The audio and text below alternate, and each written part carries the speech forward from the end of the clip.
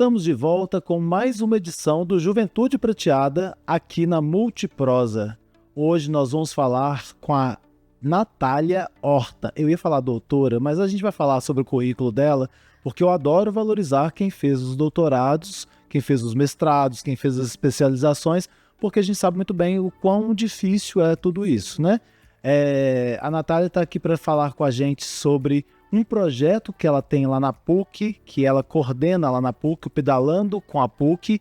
Mas antes de falar sobre isso, eu vou pedir para a Natália Horta se apresentar e aí sim falar para a gente quem é você, de onde você veio. Natália, seja bem-vinda a esse nosso programa aqui, esteja bem à vontade. Obrigada, tio Flávio. Então, meu nome é Natália, eu sou doutora em enfermagem, mestre, tenho especialização na área da saúde da pessoa idosa, na gerontologia e na enfermagem gerontológica. E sou professora da PUC há quase 20 anos, no Departamento de Medicina da PUC. Sou mãe de 3 filhos. Olha, isso é importantíssimo.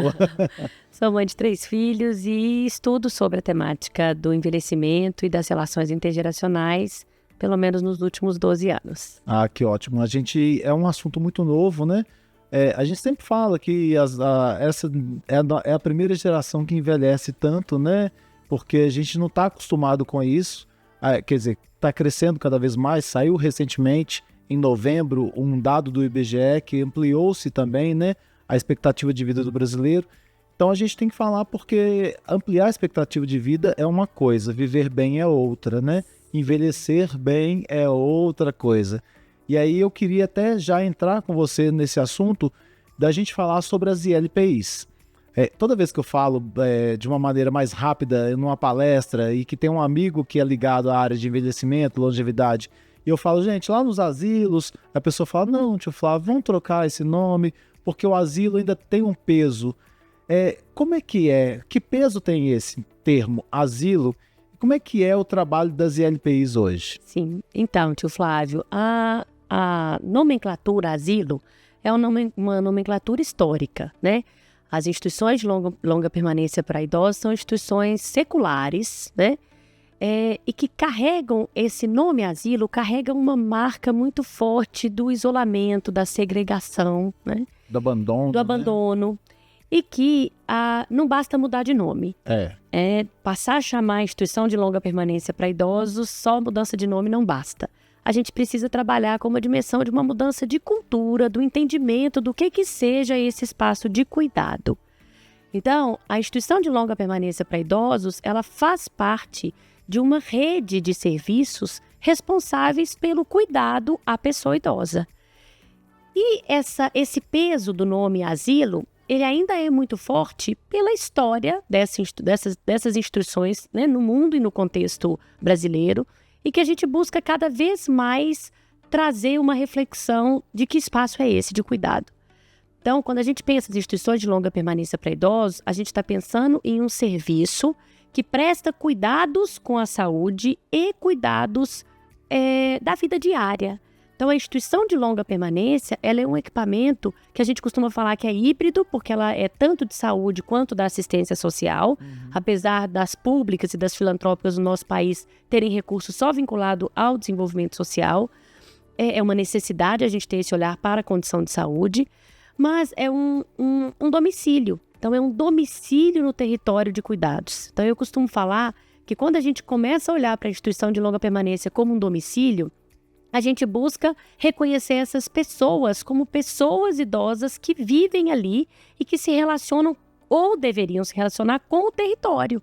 Então, para a gente poder pensar a instituição de longa permanência como um espaço em que essa pessoa idosa, que tem a cognição preservada, por exemplo, possa sair para ir onde ela quiser, possa ir à missa, possa ir à padaria, possa ir ao shopping, possa relacionar com os equipamentos, com os vizinhos. As praças que tem ali perto. Com as praças, né? Com os espaços públicos, com a escola, com os espaços que tem no território, como um domicílio. Como nós, na nossa casa, nos relacionamos com o território, com a igreja, com o clube, com a praça, com as pessoas que estão no entorno. E romper aquele sentido que a gente tem do asilo, do asilar, em que as pessoas estavam presas. Estão ali, não podem sair, perderam sua chave de casa. Sim. E aí perderam muito do sentido da vida que aconteceu e ainda acontece em alguns lugares, mas que tem que ser rompido, né? Precisa ser rompido, e para ser rompido, precisa com que os próprios profissionais que atuam dentro desse espaço reconheçam a ILPI como um domicílio.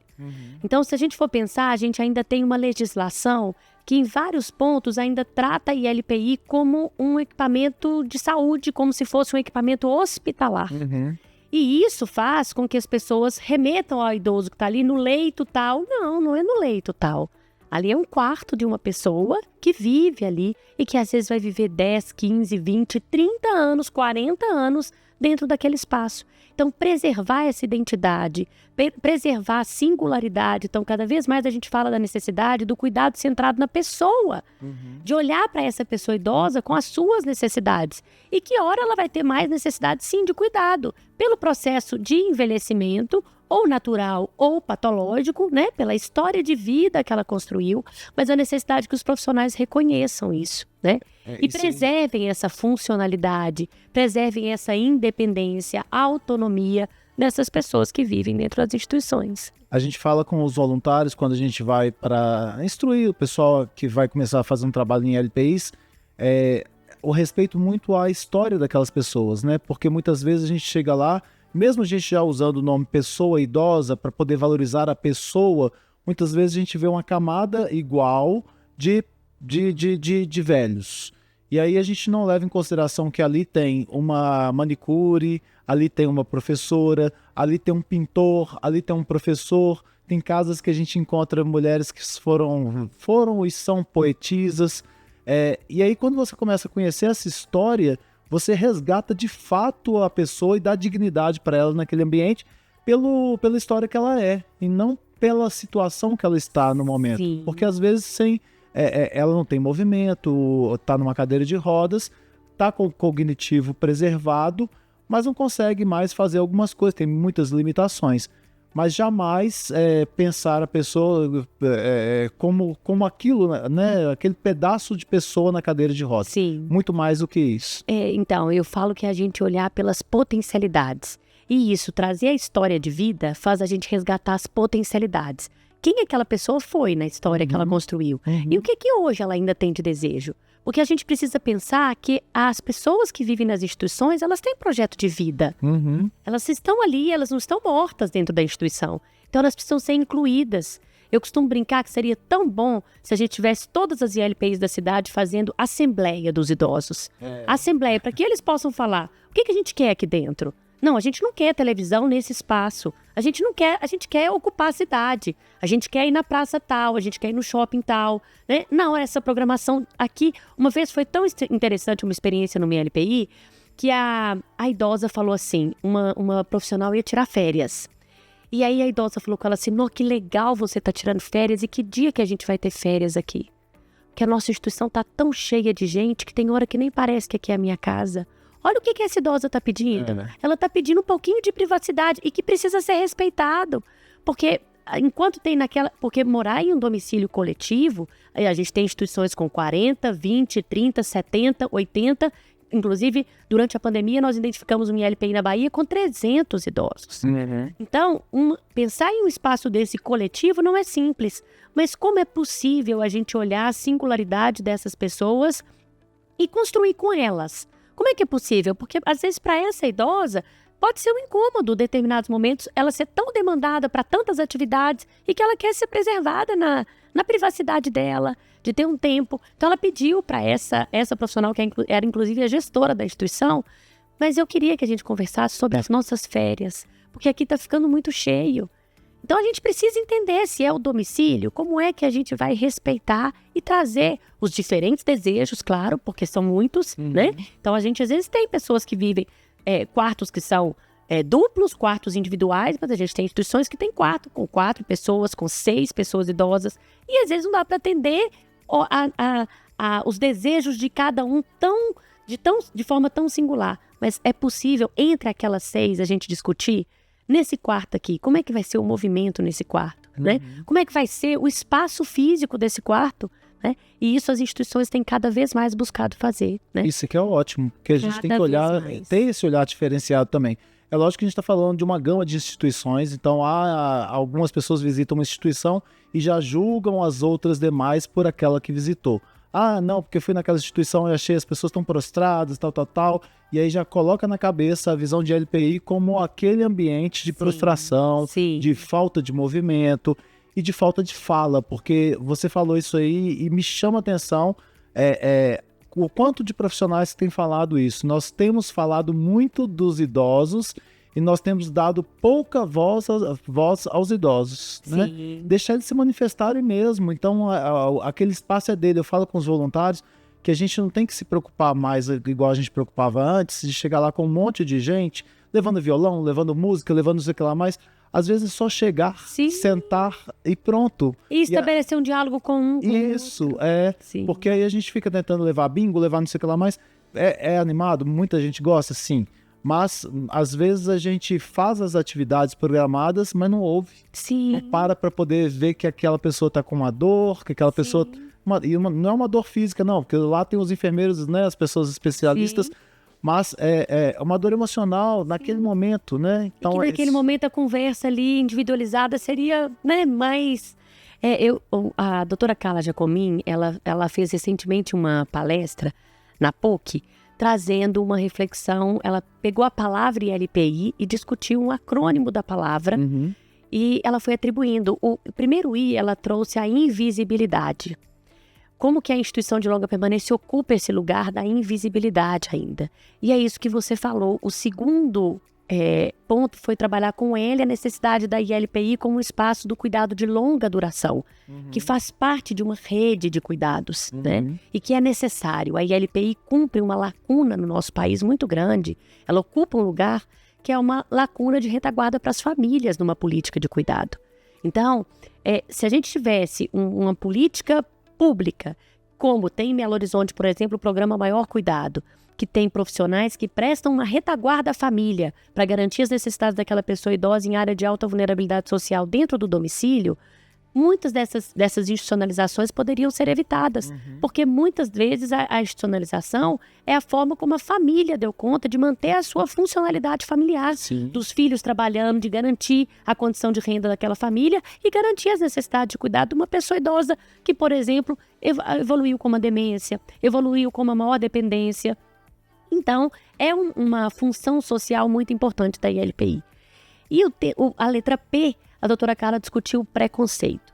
E isso que você traz fala muito desse espaço que ainda é marcado pelo ILPismo, que a gente tem o idadismo, preconceito de idade, mas a gente também tem o ILPismo muito forte, né? Então, esse preconceito com as instituições de longa permanência. Então, eu visitei uma que eu achei, por uma primeira impressão, que os idosos estão muito quietinhos, ficam lá só na frente da televisão, e a partir daí eu saio generalizando que a ILPI é um espaço péssimo. Como eu já ouvi de uma gestora uma vez que a ILPI é tudo cinza.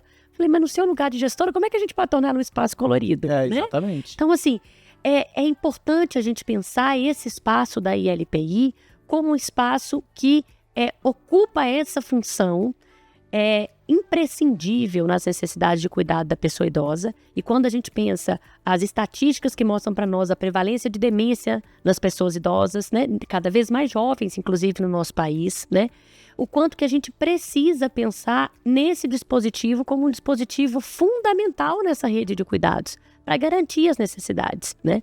Eu coordenei uma primeira pesquisa na PUC em 2013, sobre promoção da saúde nas instituições de longa permanência para idosos da região metropolitana de Belo Horizonte. Então, a gente fez essa pesquisa em 169 instituições.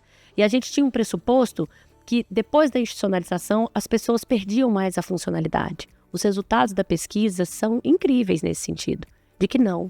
Muitas dessas pessoas, elas resgatam a sua funcionalidade estando dentro das instituições de longa permanência, pela assistência de uma equipe multiprofissional, pela integração, porque quantos idosos do nosso país estão dentro de casa sozinhos? Estão dentro de casa porque a família precisa manter a sua organização e essas pessoas estão sozinhas dentro de casa. Passam, às vezes, o dia inteiro sem ter uma pessoa para dialogar, sem ter alguém que motive, dar uma volta no quarteirão, ir à padaria, fazer alguma atividade. E aí, como que a institucionalização, ela impacta E a gente utilizou diversos instrumentos, desde escala de depressão geriátrica, de exercício de atividades básicas de vida diária, de marcha, de força, de preensão, para poder ver o quanto que essa funcionalidade das pessoas, ela melhorou, né? Para uma grande parte, melhorou estando dentro das instituições de longa permanência.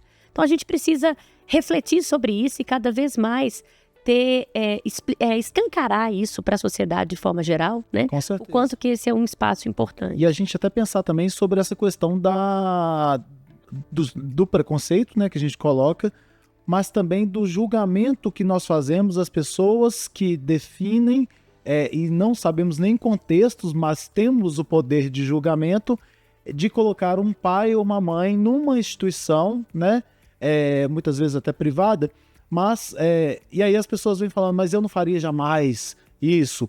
Porque o pai e a mãe cuidaram e agora está fazendo disso. A gente não sabe o contexto, a gente não sabe o ritmo daquela pessoa, do dia a dia daquela pessoa. E às vezes se é até melhor para aquele pai e aquela mãe estarem numa instituição, sim, justamente por isso, porque lá eles vão ter companhia, vão ter assistência, e não ficarem sozinhos com um filho sobrecarregado, que tem que dar na verdade, vou até corrigir, geralmente filha, né? Sim. Que tem que ter um cuidado muito grande em continuar trabalhando, cuidando da sua mãe e não dando conta. Então a relação e a relação fica ruim, porque começa a ter briga. Sim. Então, assim, tem um monte de coisa para pensar sobre isso. Mas para a gente poder aproveitar esse tempo que é curto, me fala o que é o Pedalando com a PUC. Então, o projeto Pedalando com a PUC, ele surgiu no ano passado, em 2023, durante um evento de uma pesquisa que eu coordeno junto com outros professores na PUC desde 2021, sobre intergeracionalidade e envelhecimento. Porque quando a gente pensa que nós estamos na década do envelhecimento saudável da Organização Mundial de Saúde, é muito importante a gente atuar em um dos eixos da década. Claro que são 4 eixos muito importantes e que o projeto atua, mas um deles fundamental, que é mudar a forma como a gente pensa, como a gente sente, como a gente age em relação à pessoa idosa. Então, essa pesquisa sobre intergeracionalidade, ela buscou em várias etapas, foram várias, mapear as práticas intergeracionais que acontecem em todo o país. Então, a gente teve uma primeira etapa mapeando essas práticas intergeracionais a partir de 12 áreas de conhecimento diferentes, orientadas pelas secretarias da pessoa idosa, por vários ministérios, né, que nós fomos mapeando, e junto do Conselho Nacional da Pessoa Idosa e da Criança e do Adolescente. Então, a gente pôde mapear essas práticas, depois conversar com os coordenadores dessas práticas, e a gente chegou até no âmbito local, para a gente poder identificar como essas práticas aconteciam, que práticas eram essas e que serviços e relações elas estabeleciam. Então, a gente conheceu o projeto Pedalando Sem Idade, que é um projeto que começou na Dinamarca em 2012, e aqui no Brasil a gente tem o Aldo e a Cleia, que trouxeram essa prática do pedalando para São Paulo e para o Rio de Janeiro, envolvendo pessoas idosas das instituições de longa permanência com voluntários da comunidade, que levavam essas pessoas idosas para passeios de triciclo em parques, né? Então, no Rio de Janeiro acontece em Copacabana, na Orla, né? Em São Paulo acontece em parques públicos, né? Com voluntários. Sempre de LPIs? Sempre de LPIs. Uhum. E aí esse projeto, então, foi apresentado como uma dessas práticas mapeadas nessa pesquisa nossa, né? Em 2023, no evento no auditório da PUC. E aí lá, então, várias pessoas falaram, por que isso não tem aqui em Belo Horizonte? Então eu falei, então tá, então nós vamos fazer aqui em Belo Horizonte. Passei rapidamente uma listinha no auditório, e para ver quem topava mesmo, né? E a lista teve 30 pessoas, entre profissionais que estavam participando voluntário, participando do seminário, alunos de vários cursos da PUC, que toparam. Então, depois eu chamei todas essas pessoas e a gente, então, escreveu um projeto, né? Convidei uma outra professora da PUC do Departamento de Fisioterapia para que pudesse estar junto, e vários outros professores toparam. E a gente, então, escreveu esse projeto Pedalando com a PUC, inspirado nesse projeto dinamarquês, né? E com a experiência brasileira de São Paulo e do Rio de Janeiro, para a gente poder trazer, né? Já é bom, inclusive, porque eles já passaram por algumas coisas que você já consegue, né, já adequar aqui. Sim. E aí, então, o Pedalando Sem Idade, eu também integro uma organização da sociedade civil, que é a Cuidadosa, e a Cuidadosa busca trabalhar com entender esse ciclo de cuidado como infinito ao longo de toda a vida. E a Cuidadosa é a única organização da sociedade civil que tem a licença do Pedalando Sem Idade, porque é um projeto internacional, em vários países do mundo tem, para aquisição dos triciclos próprios, né? Então, a gente precisa ter os triciclos para a gente poder levar, inclusive, aquelas pessoas idosas que têm uma baixa funcionalidade, que têm uma dificuldade maior de marcha, né? Ou idosos, por exemplo, a gente tem idosos nas instituições com gastrostomia, que são dependentes de oxigênio, com coletor urinário, mas que querem ir, como a gente tem que hoje. Que fiquem de fora, né? Sim. Então, hoje, por que a gente fala que o projeto é uma adaptação do Pedalando Sem Idade? Porque a gente ainda não tem os triciclos. Os triciclos, eles têm um custo em torno de R$15 mil cada um, né? E aí, pela PUC, a gente não tem. O projeto acontece hoje como um projeto de extensão da PUC, mas em parceria com 6 empresas de bike da Orla da Pampulha que voluntariamente cedem para nós os triciclos. Os triciclos tradicionais, né? Em que a pessoa idosa vai em um banco que tem um pedal, né? Mas que a gente tem adaptado, né? Então, a gente tem terapeuta ocupacional voluntária no projeto, por exemplo, que criou uma adaptação para a gente passar uma faixa no pé daquele idoso com uma menor mobilidade, para não ter a queda do pé, mesmo que ele não pedale, né? Mas a nossa busca hoje é de realmente conseguir ter esses triciclos para a gente poder levar de uma forma mais confortável, porque o triciclo próprio, essa pessoa idosa, ela vai num banco que ela não precisa pedalar, né? Então ela vai para um passeio mesmo, porque o lema do Pedalando Sem Idade é que toda pessoa tem o direito a um ventinho no rosto. Então, e isso faz muita diferença, Nossa, né? Tirar de casa é fantástico, né? Porque aí você tira daquele ambiente, faz a pessoa... E eu fiquei pensando, quando você estava falando de passar a faixa, eu acho que só de estar ali, para muitos, já é um grande... Pode parecer pequeno, né? Para nós. Mas para eles já é um grande ganho, né? De estar participando daquilo ali, de poder se desafiar. Porque para mim o desafio seria de outra maneira. Para ele sentar ali, do lado de fora de um ambiente de institucionalização, já é maravilhoso. E tá junto com uma... Então, assim, o que a gente vê hoje ganho, que é muito legal, né? Só o fato deles estarem ali, junto com um jovem, de uma outra faixa etária, de uma outra realidade, e tendo esse espaço de quem escuta a minha história, de quem eu posso compartilhar. Então, tio Flávio, as experiências hoje, elas são, assim, fantásticas, né? Os extensionistas são extremamente criativos, então a gente tem 50 extensionistas no projeto hoje. São alunos do curso de medicina da PUC, da fisioterapia, enfermagem, direito, educação física, psicologia. Ampliou bem, participam do projeto e que eles vão, e aí é o passeio com uma música, que coloca no celular a música, a trilha sonora de preferência. Então, por exemplo, Roberto Carlos está entre os mais tocados, né? Mas vários outros cantores. De carnaval, quando a gente vai nas DLTs, o pessoal pede demais. Sim. Tem gente que tenta trazer umas mais modernas, aí o pessoal, a gente gosta das marchinhas. Sim, então assim, música dos anos 60, então é assim, um repertório incrível que é colocado ali, compartilhado. Aqueles idosos que às vezes estão com uma perda já cognitiva grande, mas que na hora da música cantam a música inteira, né? Muito legal. Então tem sido um intercâmbio muito potente, né? A gente... Tem acontecido o quê? Então, é uma vez por mês? Não, os passeios acontecem na Orla da Pampulha de terça a sexta-feira, semanalmente. Olha que maravilha. Então a gente tem hoje, participando conosco, 14 instituições de longa permanência. A maioria são instituições de Belo Horizonte, porque o projeto acontece na Orla. Então, olha, a gente está falando de um patrimônio que nós temos, né? E que só de estar ali, a maioria dos idosos trazem isso para nós, só de estar ali na Orla já está valendo ter vindo, né? E a gente tem oferecido os passeios não só para as pessoas idosas, porque a gente precisa lembrar que é preciso cuidar dos cuidadores, cuidar da equipe que está dentro da instituição. Então, por exemplo, a gente tem cuidadores que nunca tinham ido na Orla da Pampulha. E pode parecer simples, né? Assim, passar na Orla pode parecer bobeira, né? Não é. Que nunca tinham andado de triciclo. Então, a gente oferece os passeios também para os profissionais que vêm. Acho que eu nunca andei de triciclo. Não? Então vamos falar com a gente, tipo, Então, assim, é uma delícia, né? Para nós é uma atividade física intensa, porque normalmente muitos desses idosos não conseguem pedalar o tempo todo na intensidade para o passeio, né? Então, a gente tem esses 6 pontos na Orla que são de parceiros que cedem para nós os triciclos, que são os nossos pontos de encontro. Então, de terça a sexta-feira, a gente tem uma agenda. De terça a sexta, a gente tem pela manhã e na quinta-feira à tarde, em que as instituições marcam a agenda conosco. Tem instituições que têm o carro próprio, que vem no carro próprio. Tem instituições que não têm carro próprio, que vem de Uber. Então, a gente tem instituição que vem de Uber toda semana, né? Porque as idosas ou os idosos fazem questão de vir passear, né? E aí, essa agenda, então, tem lá sempre o grupo de extensionistas aguardando para o passeio.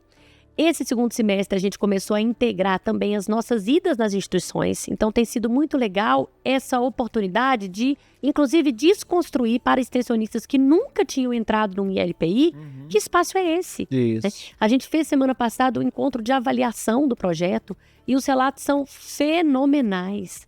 Do que essa experiência do projeto trouxe para mim de outra percepção sobre envelhecimento, de uma outra percepção sobre as instituições de longa permanência, que não é só mais o que eu ouvi contar, é o que eu pude ver lá dentro, né? Então, assim, os resultados são fantásticos do que a gente tem vivido no projeto. E a gente conta com uma instituição de Betim, que vem pelo menos uma vez ao mês passear, uma instituição de Contagem, a República de Idosos de Belo Horizonte, que participa conosco, e mais 12 instituições de longa permanência de Belo Horizonte, todas elas filantrópicas, que participam conosco, né? Para o ano que vem, a gente já está construindo uma ampliação do projeto. Então, em 2025, a gente vai incluir no projeto as instituições, os idosos que participam da EJA, da Educação de Jovens e Adultos. Vamos incluir no projeto as pessoas idosas que participam dos grupos de convivência da Diretoria de Pessoa Idosa de Belo Horizonte. Então, é uma proposta, né, que o projeto sendo aprovado, nós submetemos o projeto no edital do Fundo Municipal da Pessoa Idosa pela PUC. E a nossa intenção é adquirir 3 triciclos, desse triciclo próprio, né, para que a gente consiga levar mais pessoas.